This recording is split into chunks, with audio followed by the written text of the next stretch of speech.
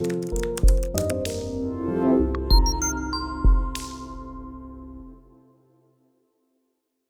suicídio é um ato humano complexo, é um fenômeno que tem atraído os olhares de teólogos, filósofos, sociólogos através de séculos. Para os budistas, a morte é uma fase. Para o samurai, por exemplo, significa bravura, coragem, liberdade. O crescimento das taxas de suicídio aumentou em 200% a 400% entre os jovens nos últimos 20 anos. Segundo a Organização Mundial da Saúde, apenas 28 países têm estratégias de combate e prevenção ao suicídio. E por um milagre, o Brasil tem. Parabéns, Brasil, você não fez mais do que a sua obrigação. Eu vou tentar explicar a diferença entre pensamentos suicidas, ideações suicidas, tentativas de suicídio e o suicídio consumado através de algumas imagens que eu vou colocar na tela. A gente vai colocar aqui a morte. A morte leva a pensamentos suicidas. E esses pensamentos suicidas podem ser normais ou não. Isso varia. É normal, às vezes, pensar em suicídio. Mas quando que esse pensamento é anormal? Esse pensamento é anormal quando ele leva a comportamentos suicidas.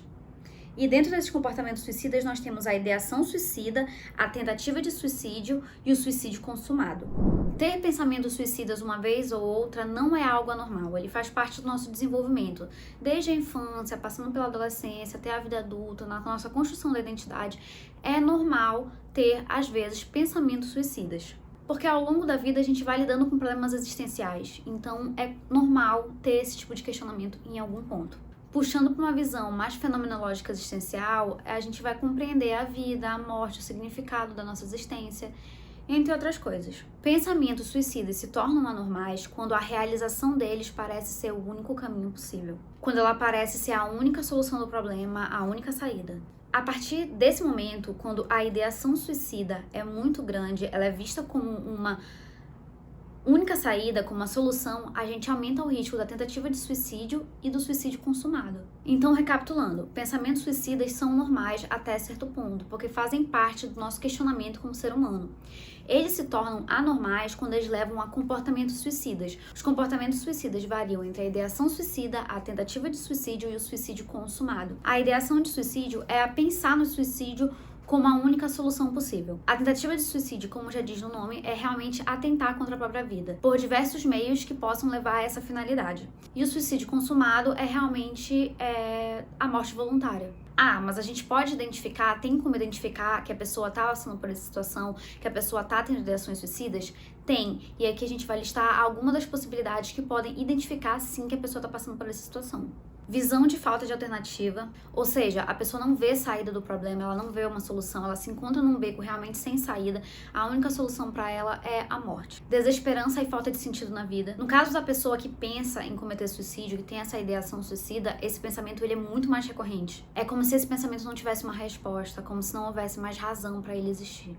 Sofrimento constante, dor emocional, constante sentimento de desagrado, é como se a existência ela ardesse o tempo todo. Uso exagerado de substâncias. Álcool, medicamentos, drogas ilícitas, qualquer tipo de droga que possa tirar aquela sensação daquele momento, que possa aliviar aquela sensação de dor, de sofrimento por um momento. Perda de interesse. A pessoa vai gradativamente se desconectando dela mesma, se desconectando das coisas que ela gosta, se desconectando das relações que ela tem. Isolamento social, descaso com a aparência, alterações de humor, apatia, envolvimento em situações de perigo, preparo financeiro para a situação. Por exemplo, pessoas que vão cometer suicídio e vão deixar pessoas, normalmente elas se preparam financeiramente para deixar essas pessoas bem. Ódio ou raiva descontrolada, vergonha, raiva e culpa de si mesmo, medo constante de perder o controle e medo de se machucar ou machucar os outros, principalmente as pessoas que eles amam. Agora eu vou citar alguns mitos, algumas falácias, coisas que as pessoas reproduzem de senso comum, não sei nem de onde as pessoas tiraram isso, sobre o suicídio e que a gente precisa desconstruir na mente da população. O primeiro mito é que quem ameaça não faz. Gente, as pessoas sempre avisam, elas sempre dão sinais. Mesmo que seja indiretamente, até diretamente. Às vezes as pessoas chegam e falam que precisam de ajuda, elas chegam e falam que querem se matar, que tudo que elas queriam era sumir. Então as pessoas falam. A gente que normalmente não tá atento aos sinais. Suicidas não procuram ajuda. Estudos apontam que 75% das pessoas que consumaram suicídio procuraram ajuda antes de cometer o ato. Pessoas saudáveis não se suicidam. Apesar de existir algumas controvérsias, eu acho importante desmistificar isso. Existem também questões sociais, culturais, que não estão no nosso alcance. Por exemplo, a gente se comparar com situações que acontecem no Japão, situações que acontecem na Rússia, situações que acontecem nos Estados Unidos. É uma comparação completamente discrepante, não faz muito sentido, mas a gente pode falar de coisas claras. Por exemplo, existem pessoas que chegaram numa crise econômica, financeira muito grande e não encontram saída, principalmente homens, e aí eles têm dificuldade de lidar com o fato de deixar a família na mão e eles acabam cometendo suicídio. Isso é um fato, isso acontece, essas coisas acontecem. Não é porque 96,8% dos casos de suicídio estão relacionados a transtornos mentais que não existem casos que não estão relacionados a transtornos mentais. Existem, às vezes, momentos de desespero. Normalmente, dizem, em alguns estudos, que as pessoas, elas têm ali o gatilho para fazer o ato mais ou menos 5 minutos antes de cometer. Então, sim, existem pessoas saudáveis que cometem suicídio, porque elas estão passando por um momento de sofrimento muito grande, não encontram saída e por aí vai. Quem sobrevive não tenta novamente. Uma tentativa de suicídio aumenta 100 vezes mais a probabilidade de haver outra tentativa de suicídio. Não se deve falar sobre suicídio. É mais do que importante falar sobre suicídio. É necessário falar sobre suicídio. É necessário prevenir. É necessário instruir. É necessário informar. Principalmente pessoas jovens, que são as pessoas mais acometidas pelo suicídio. Então, essa é o maior mito, o maior erro é dizer isso. A gente precisa, sim, quebrar esse tabu e falar sobre suicídio. Não há como impedir. É óbvio que dá para impedir. Há coisas a se fazer, há coisas a se falar, há coisas para evitar. Você pode oferecer ajuda para essa pessoa pode buscar acompanhamento psicoterápico, acompanhamento medicamentoso, outros tipos de acompanhamento. Então, sim, estejam atentos aos sinais, porque a gente pode sim evitar e salvar muitas vidas, principalmente fazendo isso, falando, dialogando abertamente sobre o suicídio. Só ricos se suicidam. Essa eu me nego até a explicar, né, gente? Pelo amor de Deus, isso não faz sentido nenhum. Nenhum. É tipo aquela ideia de que depressão é coisa de rico, porque pobre não tem tempo pra ficar deprimido. Sério, eu fico tão indignada com isso que eu não vou nem comentar. A gente vai passar pra próxima. Quem planeja quer se matar. Na verdade, a pessoa, ela quer pôr fim à dor que ela tá sentindo, e não necessariamente à vida dela. Se ela consegue perceber que existe uma rota de saída, ela tem muitas chances de seguir esse caminho e não consumar o suicídio. O suicida é fraco.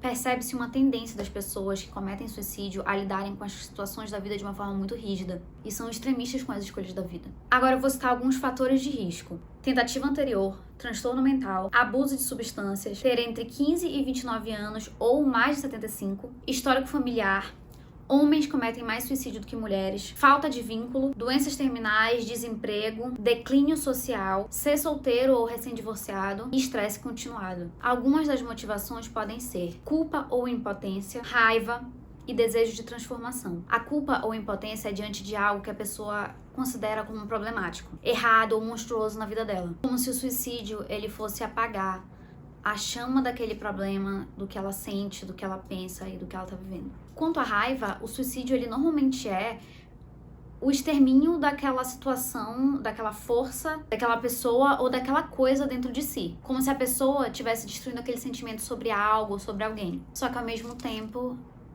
ele termina a sua vida. O desejo de transformação é como se a morte ela fosse levar a pessoa a outro estágio, um estágio onde ela encontre maior tranquilidade e o fim do sofrimento. Como ajudar? Primeiramente, seja direto. Converse abertamente com a pessoa. Segundo, não julgue. Não é porque você não entende o que a pessoa está passando que você vá se colocar numa posição de julgamento. Entenda que você às vezes não vai ter conhecimento sobre tudo, não vai entender tudo. Então pegue as suas dúvidas, pegue as suas inseguranças, coloque no bolso e pergunte: como eu posso te ajudar? Algumas perguntas podem te ajudar e te guiar nessa conversa. Por exemplo, você já pensou em tirar a sua vida? Você já planejou? Você tá pensando nisso agora? Não acha que existem outras opções? São perguntas diretas para que não haja nenhum mal-entendido sobre o assunto. Assim, quando a pessoa ela é questionada por você e ela sente uma conexão, ela sente um elo ali, ela tem grandes chances de agir, falar e se abrir com você. Se você receber respostas positivas a essas perguntas, crie um pacto. Compromisso com a pessoa. de que se algo acontecer, ela vai entrar em contato com você. As pessoas próximas a ela devem saber o que está acontecendo. Então é necessário avisar os familiares, os amigos, os parceiros, quando o momento é de risco. Não seja dramático, não nesse momento. A pessoa já está sofrendo demais. Seja sereno e cauteloso. Incentive a pessoa a buscar ajuda profissional. Se possível, vá com ela, leve ela às consultas, leve ela à terapia, leve ela ao psiquiatra, a grupos de apoio, às vezes para fazer um exercício, praticar uma meditação, um yoga. Esteja ali presente para aquela pessoa. Incentive ela, mais do que tudo, a buscar ajuda profissional. A ajuda profissional é o ponto máximo disso tudo.